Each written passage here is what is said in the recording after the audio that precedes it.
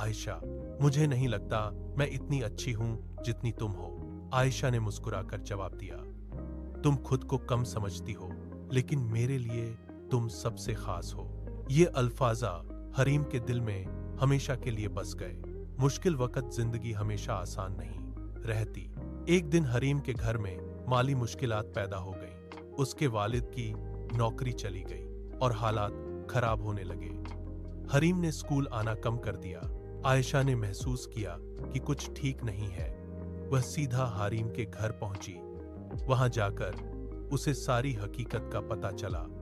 आयशा ने बिना किसी हिचकिचाहट के कहा, हम मिलकर इस मुश्किल का सामना करेंगे, तुम अकेली नहीं हो। आयशा ने अपने माता पिता से बात की और उन्होंने हरीम की मदद के लिए हाथ बढ़ाया। हरीम की फीस अदा की गई और उसे दोबारा स्कूल आने का मौका मिला।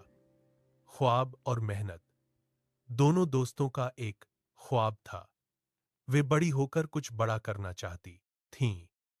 हरीम डॉक्टर बनना चाहती थी, जबकि आयशा एक उस्ताद बनने